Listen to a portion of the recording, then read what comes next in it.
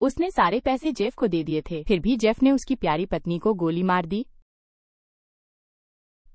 धड़ाम, वो टूट गया और अपनी पत्नी की ओर भागा, लेकिन जेफ ने उसे जमीन पर गिरा दिया और गोली मार दी, जिससे वो हिलने डुलने में असमर्थ हो गया। ग्रे निराशा से जमीन पर पड़ा रहा और अपनी पत्नी को देखता रहा, जब तक उसकी पत्नी ने सांस लेना बंद नहीं कर दिया। पुलिस को गश्ती ड्रोन से इस घटना का पता चला और वो आई। चारों हमलावर पहले ही गायब हो चुके थे। हमले में बुरी तरह घायल होने के बाद ग्रे आखिरकार बच गया, लेकिन दुर्भाग्य से उसकी गर्दन के नीचे का हिस्सा लकवाग्रस्त हो गया और वो एक बेकार इंसान बनकर रह गया, जिसे अपनी बाकी जिंदगी व्हीलचेयर पर बितानी थी। शुक्र है 2160 में दुनिया की तकनीक बहुत उन्नत थी और आर्टिफिशियल इंटेलिजेंस अभूतपूर्व स्तर पर पहुंच गया था। उसकी दिनचर्या का भी बहुत अच्छी तरह से ध्यान रखा जा रहा था, लेकिन ग्रे अंदर से पूरी तरह टूट चुका था और अब जो एकमात्र चीज उसे जिंदा रख रही थी वो ये उम्मीद थी कि पुलिस उसकी पत्नी के हत्यारों को पकड़ लेगी। लेकिन उन हमलावरों का प्रभाव बहुत ज्यादा था। पूरे 6 महीने बीत गए और पुलिस को उनका कोई सुराग नहीं मिला। पूरी तरह से निराश ग्रे ने यांत्रिक भुजाओं से खुद को मारने की कोशिश की, लेकिन बुद्धिमान यांत्रिक भुजाओं ने उसे आत्महत्या करने का अधिकार भी छीन लिया। तभी एक आदमी के आने से उसकी किस्मत पूरी तरह से बदल। उसने कहा कि उसके पास ग्रे को फिर से खड़ा करने का एक तरीका है। 6 महीने पहले ग्रे अपनी पत्नी के साथ उसकी कंपनी में आया था और यह मस्तिष्क प्रत्यारोपण एलन के द्वारा कड़ी मेहनत से विकसित किया गया नवीनतम परिणाम था। एलन का इस यात्रा का उद्देश्य ग्रे को मानव प्रयोग में भाग लेने के लिए आमंत्रित करना था। हालांकि ग्रे को आर्टिफिशियल इंटेलिजेंस पर कुछ संदेह था, लेकिन अपनी पत्नी का बदला लेने के लिए वो आखिरकार मान गया। चूंकि इस मानव प्रयोग को आधिकारिक मंजूरी नहीं मिली थी, इसलिए सर्जरी एलन के घर पर गुप्त रूप से की गई। ये एक पीढ़ीगत अर्थ वाली जैविक संलयन तकनीक थी। मस्तिष्क को ग्रे की क्षतिग्रस्त रीढ़ की हड्डी में प्रत्यारोपित किया गया, जिससे मस्तिष्क और शरीर के बीच तंत्रिका संबंध फिर से स्थापित हो गया। यहाँ तक कि बगल में खड़े डॉक्टर भी हैरान रह गए, क्योंकि ग्रे ने सफलतापूर्वक अपनी बांह उठा ली थी। ग्रे बार बार अपनी बांह को देख रहा था। उसने इस दृश्य को अनगिनत बार अपने सपनों में देखा था। उसने कभी नहीं सोचा था कि ये एक छोटे से मस्तिष्क प्रत्यारोपण से सच हो जाएगा। आगे एलेन के कहने पर ग्रे धीरे धीरे उठा और शिशु की तरह लड़खड़ाया। थोड़े समय के अनुकूलन के बाद उसने न केवल बैसाखी से छुटकारा पाया, बल्कि जहनों की मदद से ट्रेडमिल पर भी दौड़ने लगा। फिर उसने एलेन के साथ एक गोपनीयता समझौते पर हस्ताक्षर किए और फिर पुनर्जन्म के बाद अपने घर लौट गया। और अब उसे पुलिस द्वारा प्रदान किए गए डेटा में से कट ऑफ के सुराग खोजने थे। काफी देर तक ड्रोन से ली गई तस्वीरों को देखने के बाद भी उसे कोई सुराग नहीं मिला। वो जैसे ही एक ड्रिंक लेना चाहता था, उसे अचानक एक आवाज सुनाई दी, ये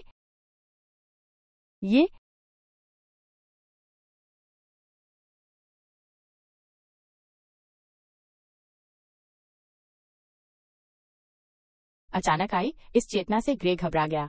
क्या उसका शरीर जहनों द्वारा नियंत्रित किया जा रहा था? जहनों ने उसे चिंता न करने के लिए कहा, क्योंकि मूल रूप से ग्रे अभी भी शरीर का मालिक था और उनकी बातचीत केवल ग्रे ही सुन सकता था।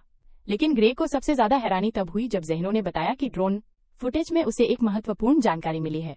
जहनों के कहने पर ग्रे ने स्क्रीन को जूम किया और देखा कि कट ऑफ की कलाई पर एक धुंधला टैटू है।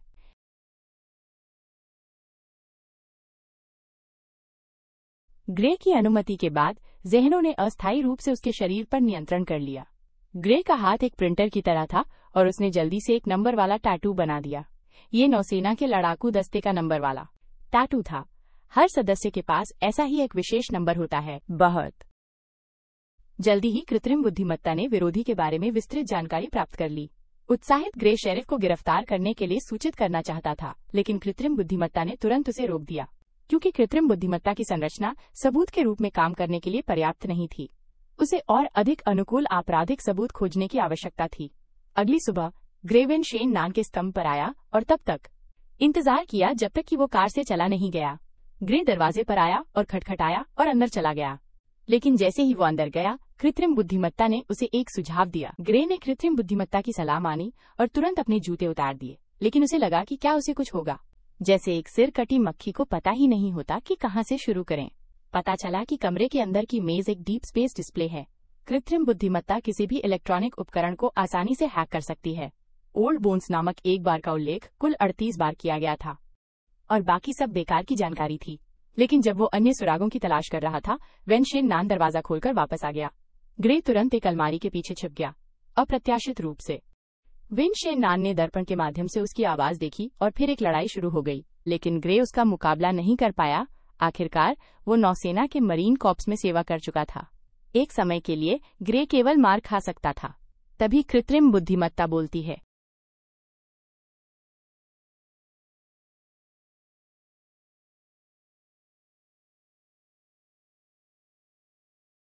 ग्रे एक बम की तरह बाहर निकला। हालांकि उसके कार्य बेहद बेतरतीब थे, लेकिन वो हर बार हमलों से बचने में कामयाब रहा। विरोधी का अनुमान लगाते हुए वो शक्तिशाली जवाबी हमला करना जारी रख सकता था।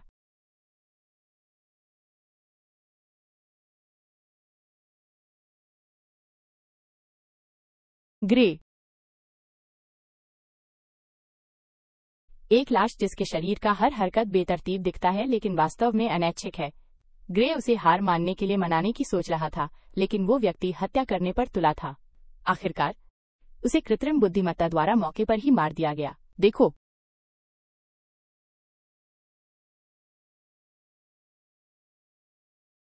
जमीन पर पड़ी लाश को देखकर ग्रे को बहुत बुरा लग रहा था।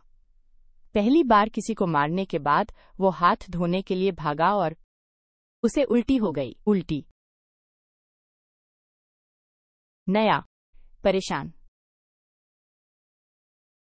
ग्रे ने कृत्रिम बुद्धिमत्ता को उसे मजबूर न करने के लिए कहा, लेकिन जल्द ही उसे एहसास हुआ कि उसे खुद भी नहीं पता कि क्या करना है।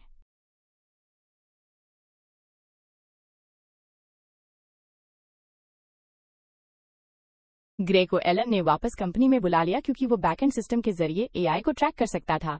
ग्रे की बिना इजाजत की गई हरकत से वो बहुत नाराज था।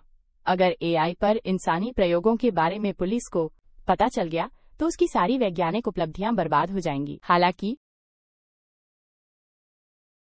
एलन की चेतावनी के बावजूद ग्रे हार मानने को तैयार नहीं था। विंसेंट लेनाका एवेन्यू से मिले सुराग के आधार पर वो जल्द ही व्हीलचेयर पर ओल्ड कैचर नाम के बार में पहुंचा। बार में तरह तरह के लोग देखकर उसने सीधे जांच करने का फैसला किया।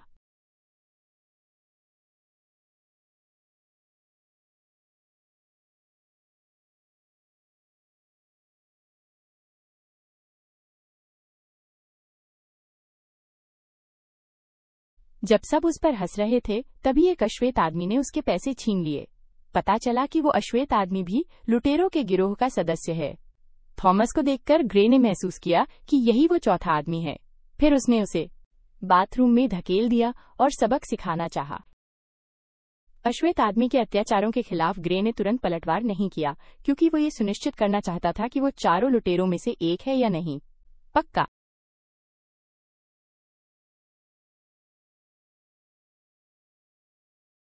ये पुष्टि करने के बाद कि वही हमलावर है, ग्रे ने बिना देर किए युद्ध के देवता की तरह पलक झपकते ही दोनों गुर्गों को ढेर कर दिया। अश्वेत आदमी भी बेबस हो गया और ग्रे ने उसे टॉयलेट में फेंक दिया। ये आदमी भी कोई मामूली नहीं था। थॉमस ने ग्रे पर पैसे फेंक दिए। युआन से काम चल जाएगा। अगला।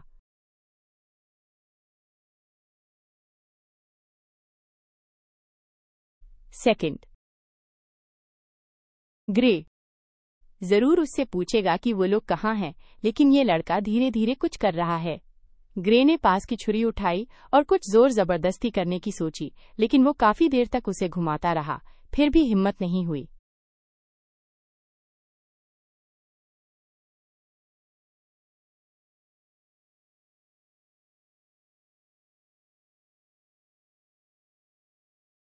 ग्रे ग्रे वो अभी उससे मास्टरमाइंड के बारे में पूछने ही वाला था कि ब्लैक भाई ने आंख मारी और मामला शुरू हो गया। ये क्या है? ग्रे को पता चलता है कि ब्लैक गॉबर ने जो पुर्जा बनाया है वो दरअसल एक यांत्रिक मानव है। तभी एलन फिर से ग्रे का पीछा करता है और बुद्धिमत्ता प्रणाली इंटेलिजेंस सिस्टम को जबरन बंद करने की कार्रवाई कर रहा है। बुद्धिमत्ता प्रणाली इंटेलिजेंस सिस्टम तुरंत इस खबर को ग्रे को बताती है।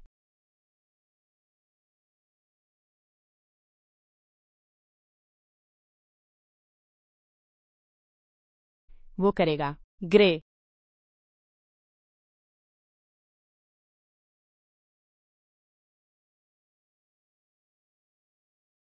एक एंटी इंट्रूजन कोड अपने शरीर पर लिखो। हैकर इसे देखकर उसी के अनुसार काम कर पाएगा। लेकिन एलन द्वारा सिस्टम को दूर से बंद करने के साथ ग्रे का एक पैर भी नियंत्रण खोने लगता है। उसे बुद्धिमत्ता प्रणाली इंटेलिजेंस सिस्टम के पूरी तरह से बंद होने से पहले हैकर के आवास पर पहुंचना होगा। ग्रे कोड लिखते हुए अपने अपंग शरीर को घसीटते हुए आगे बढ़ता है। तभी बुद्धिमत्ता प्रणाली इंटेलिजेंस सिस्टम की आवाज भी धुंधली होने लगती है। जल्द ही ग्रे का निचला शरीर भी पल भर में नियंत्रण खो देता है। शुक्र है कि आखिरी पल में उसने अपने शरीर को संभाला और हैकर के बचाव के लिए दरवाजा खटखटाया। पहले दूसरों की मदद करो, फिर खुद की। बुद्धिमत्ता प्रणाली इंटेलिजेंस सिस्टम द्वारा दिए गए कोड के अनुसार हैकर ने जल्दी से एलन द्वारा बुद्धिमत्ता प्रणाली इंटेलिजेंस सिस्टम पर लगाए गए प्रतिबंध को हटा दिया, लेकिन बुद्धिमत्ता प्रणाली इंटेलिजेंस सिस्टम को रीस्टार्ट होने में अभी भी कुछ मिनट लगेंगे। तभी जल्द ही हैकर गिरोह का सरगना छोटा मूंछ अपने आदमियों के साथ वहां पहुंच जाता है। पता चलता है कि छोटी मूंछ भी एक बायोमैकेनिकल संवर्धित मानव है। उसके शरीर के हर हिस्से का इस्तेमाल दुश्मनों पर हमला करने के लिए किया जा सकता है, जैसे कि एक चलता फिरता मानव हत्यारा। वो एक सिरिंज को मृत हैकर की खोपड़ी में डालता है और फिर ग्रे और बुद्धिमत्ता प्रणाली इंटेलिजेंस सिस्टम की अगली कार्रवाई के बारे में जानकारी निकाल लेता है। फिर वो अपने साथियों के साथ हैकर के बचाव के लिए हैकर के आवास पर पहुंच जाता है। जेमिन निगरानी में दोनों को देखकर ग्रे को छोड़कर भाग जाता है और लालची ग्रे ने खुद को छुपा लिया। इस समय तक दिमाग पूरी तरह से रीस्टार्ट नहीं हुआ था और जेफ गिरोह के नेता मूंछों वाले के सामने उसकी कोई प्रतिक्रिया नहीं थी। आंखें। अपनी पत्नी के हत्यारे को सामने देखकर ग्रे आखिरी उम्मीद के साथ दिमाग को बुला सकता है। सामने।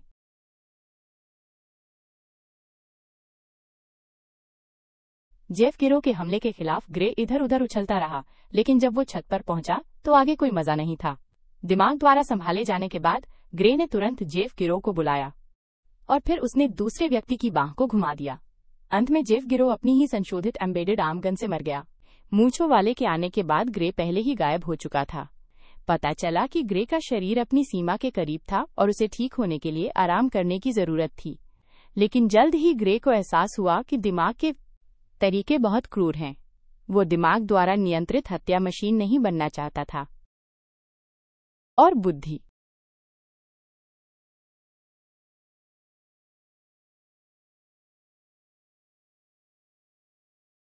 दिमाग उसे बता रहा है क्योंकि हैकर रे ने एलन के सिस्टम नियंत्रण को हटाने में उसकी मदद की। इसका मतलब है कि कृत्रिम बुद्धिमत्ता के पास पहले से ही स्वायत्तता है और ग्रे की अनुमति के बिना उसके शरीर पर कब्जा कर सकता है।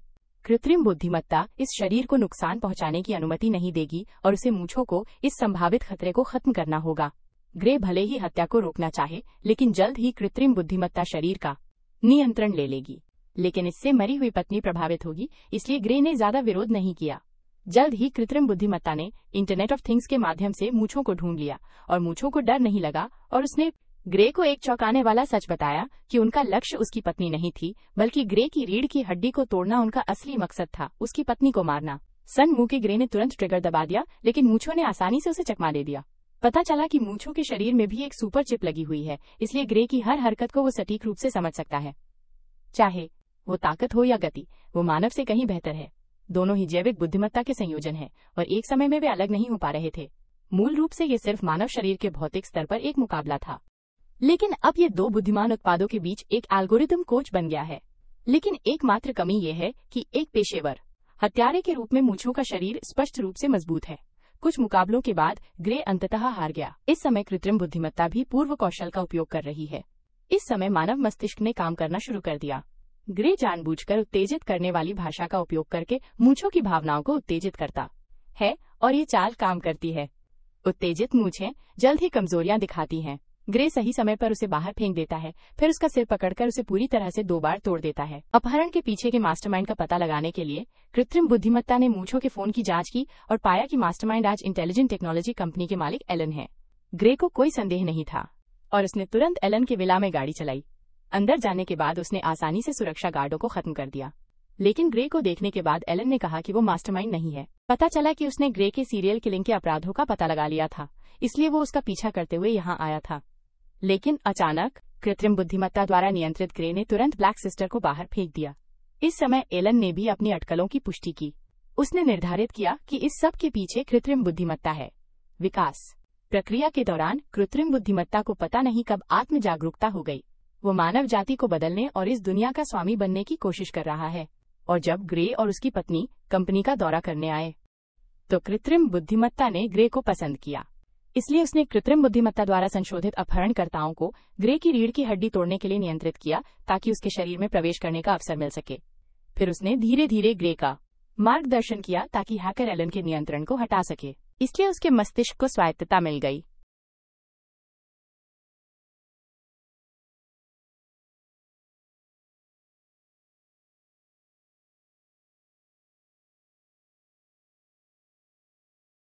सच।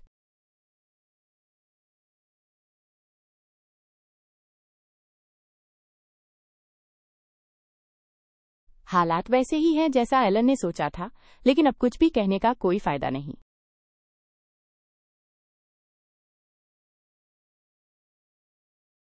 नियंत्रित ग्रे भी मजबूर था। फिर उसने बंदूक उठाई और ब्लैक इंटेलिजेंस पर निशाना साधा, जो सच्चाई जानने वाली आखिरी शख्स थी उसे खत्म करने के लिए। ग्रे ने इंटेलिजेंस का विरोध करने की पूरी कोशिश की।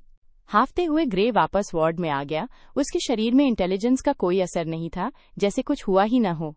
और उसकी मरी हुई पत्नी फिर से वार्ड में दिखाई दी। पत्नी ने खुशी से कहा, तुम आखिरकार जाग गए, और उसे बताया कि वो अस्पताल में बहुत समय से कोमा में था। अपनी पत्नी को देखकर ग्रे को ऐसा लगा जैसे उसने कोई बुरा सपना देखा हो।